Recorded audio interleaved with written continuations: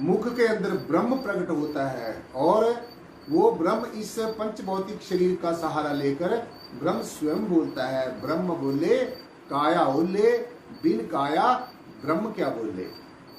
तो इस काया का ब्रह्म को, परमात्मा को, परमेश्वर को भी सहारा लेना पड़ता है।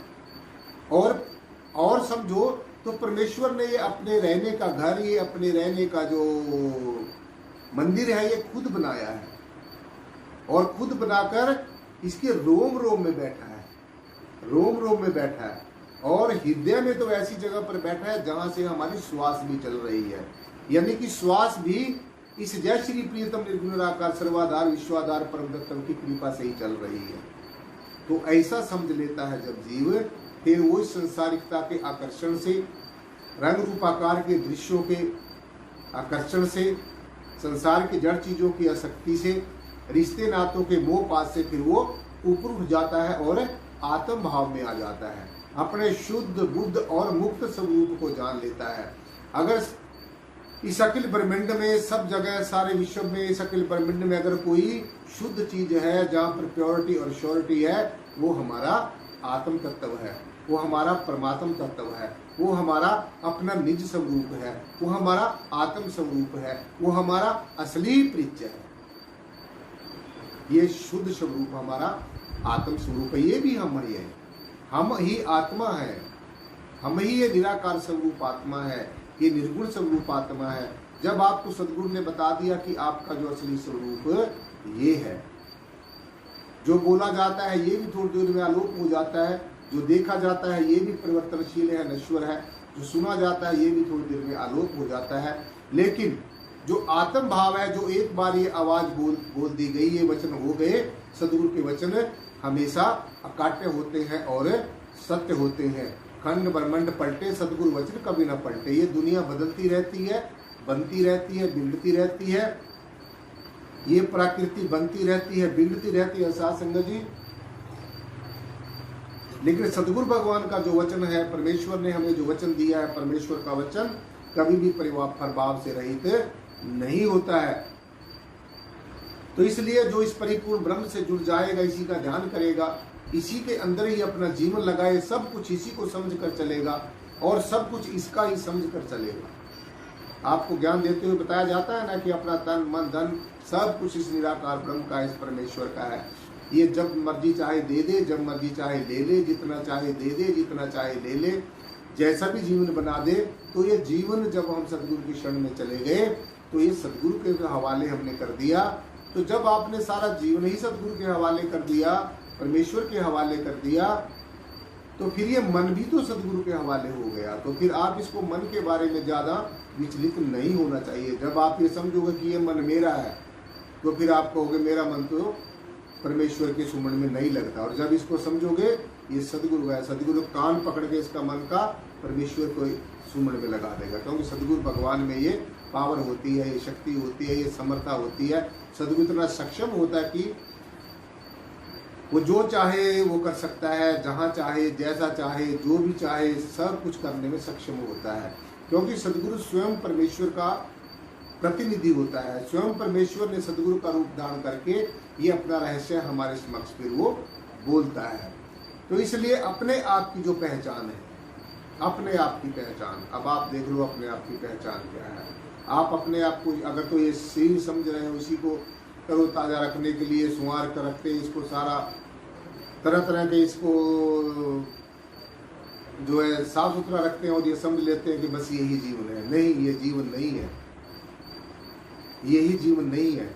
ये तो आपने बहुत अच्छा किया कि आप ये परमेश्वर के मंदिर को इसको अच्छा बनाकर रखते हैं, लेकिन इसके अंदर रहने वाला जो आत्म तत्व है साथ संगत जी, जो आत्म तत्व के आस पास जो खरपतवार जो जमा हुआ है, जो निंदा, द्वेष, आत्मग्लानि, कीचातानी, कट्टरवादिता, तरह तरह के झगड़े, तरह तरह की भिन्नता, तरह तरह की जो सारा कुछ ये डिफरेंसेस हैं, चाहे वो कोई भी डिफरेंसेस है, ये सारा आत्मा के पास हमारे खरपतवार की तरह है।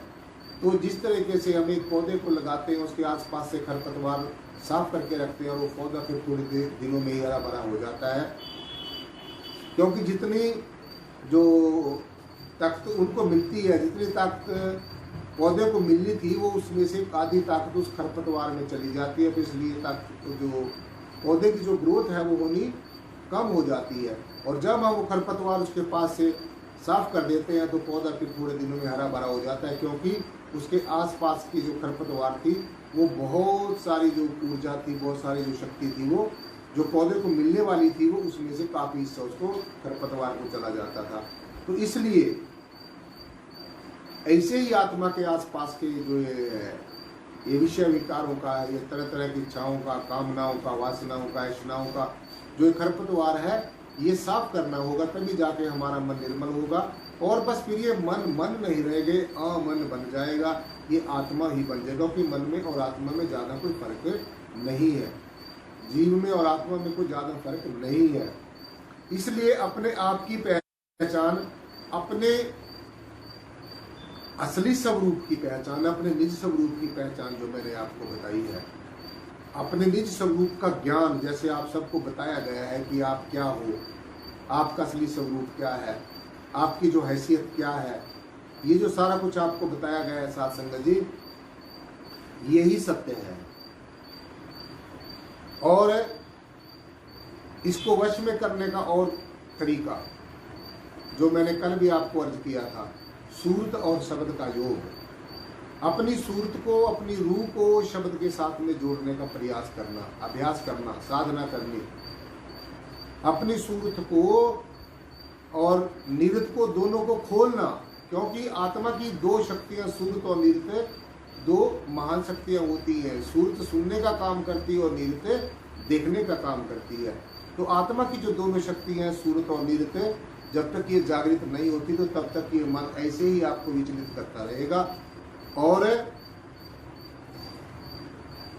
जब सूरत और निरत अंतर्मुखी हो जाएंगे, सूरत और निरत जब अंतर्मुखी हो जाएंगी, जो ये बाहर सूरत सुन रही है बाहर की आवाजें, और ये निरत जो बाहर के नश्वर संसार को देख रही है, जब ये से ओझल हो जाएगी, जब ये अंतर्मुखी हो जाएगी, अभी ये सूरत और निरत बाहर मुखी है, जब ये अंतर्मुखी हो जाएगी तो सूरत फिर अंदर की जो अनहद शब्द है, बाहर की आवाज़ों को सुनना बंद कर देगी, और इस अनहद शब्द को, इस शब्द धुन को सुनना ये प्रारंभ कर देगी, शुरू कर देगी। और जो निरत है वो ज्योति स्वरूप परमेश्वर का दर्शन दीदार करेगी, और ज्योति स्वरूप के साथ में जो ज्योति का प्रकाश है, अपने प्रकाश स्वरूप आत्मा का दर्शन करेगी, जब ये अंतर्मुखी हो जाएगी। इसी को सूरत और शब्द का योग ले कहते हैं। अपनी सूरत को, अपनी रूह को, अपनी आत्मा को, अपनी चेतना को, अपनी तवज्जो को शब्द के साथ में जोड़ना।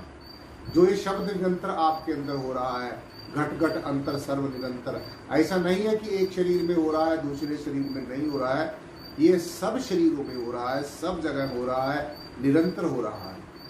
इसीलिए कहा है कि घट घट अंतर सर्व निरंतर।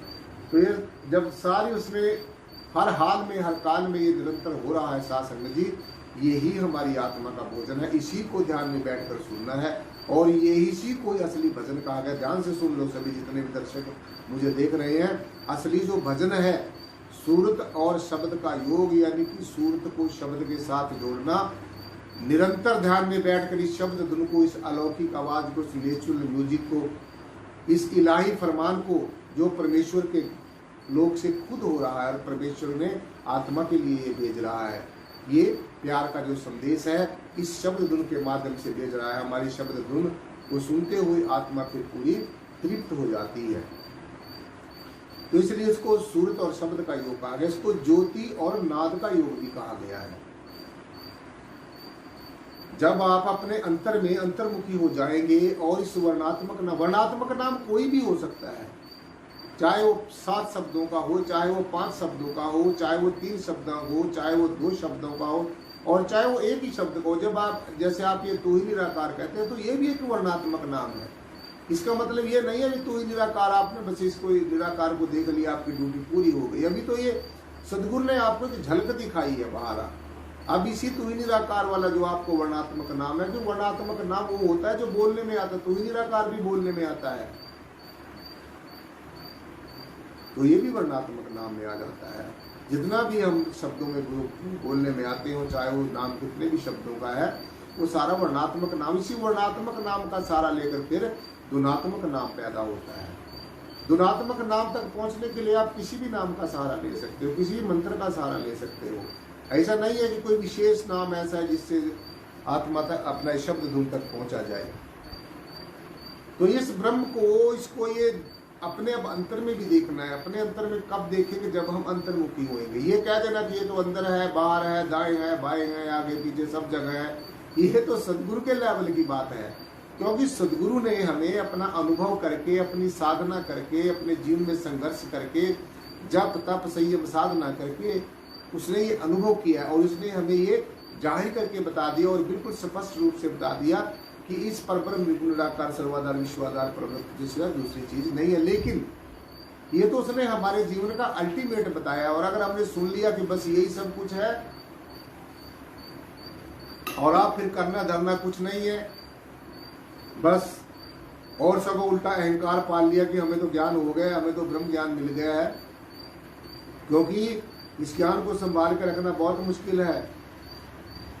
ये ज्ञान अहंकार का कारण भी बन जाता है। इसीलिए भगवान जी ने कहा कि अर्जुन, सभी भावों से भावातीत हो जाना है और इस ज्ञान को प्राप्त करके फिर ज्ञानातीत हो जाना है,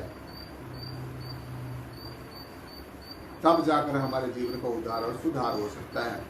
तो इसलिए इसको ज्योति और नाद का योग भी कहते हैं। इसको लय योग भी कहा जाता है। लय योग का मतलब होता है सूरत का नृत्य के अंदर, सूरत का और नृत्य का शब्द के अंदर लय हो जाना, सुनने वाली और देखने वाली शक्ति का शब्द के अंदर लय हो जाना, दृश्य का और दृष्टा का जब देखने वाला और दिखने वाला एक रूप हो जाएंगे और शब्द स्वरूप हो जाएंगे, तब जाकर हमें सासंग जी स्वतंत्रता का आभास होगा कि अब हम स्वतंत्र हैं। तो इसको लय योग भी कहा। इसलिए निराकार स्वरूप जो आपका है, इसका निरंतर जो आपका स्व स्वरूप है, स्व का मतलब होता है अपना, अपना आप, स्व अपना आप, स्वयं भू, जो खुद ही भू है, खुद ही भव है, खुद ही स्व है, स्वयं ही सब कुछ है, स्वरूप, स्वयं भू, स्वयं भू रूप है और स्वयं भव रूप है और स्वयं स्वरूप है। ओम भू भुआ स्व बोलते हैं ना, तो ये सब कुछ स्वयं ही है। इसको कोई बनाता नहीं है, ये किसी के द्वारा बनाया नहीं जा सकता, किसी के द्वारा ये स्थापित नहीं किया जाता, क्योंकि सर्वव्यापी है, सब जगह। इसके लिए ये स्वरूप आपका है, जो आपका अपना आप है, जो आपका असली परिचय है। तो इस ज्ञान का और इस युक्ति का बाहरमुखी कर्म क्रियाओं के साथ, बाहरमुखी शास्त्रों, ग्रंथों, परिष्ठों, पुराणों के पठन पाठन के साथ इसका कोई संबंध नहीं है। क्योंकि सभी जितने भी हमारे सदग्रंथ हैं, सभी ये प्रेरणा दे रहे हैं, सभी ये पुकार पुकार करके कह रहे हैं कि अनहद बाणी गुरु शब्द जानी। हमारे गुरुओं ने, रहबरों ने कहा कि अनहद बाणी गुरु शब्द जानी। जो अनहद वाणी है, जो धुर की बाणी आई जिन्हें सगली चिंता मिटाई। तो जो आपकी जो चिंताएं हैं, आपकी जो वासनाएं हैं, ऐषणाएं हैं, तृष्णाएं हैं, ममता है, मोह है, अहंता है, तो ये तभी सात्संग जी वाश आउट होगी जब आप इस धुर की बाणी को सुनोगे, इस शब्द धुर को सुनोगे। ये एक अध्यात्म का आपको रहस्य बता रहा हूं। तो वैसे ये धुर की वाणी आई जिन्हें सगली चिंता मिटाई। सब तरह की चिंता मिट जानी चाहिए इस वाणी को सुन के, क्योंकि इस वाणी में इतना आकर्षण है, इस शब्द धुन में इतनी खींच है सात्संग जी कि ये सब भावों से निकाल कर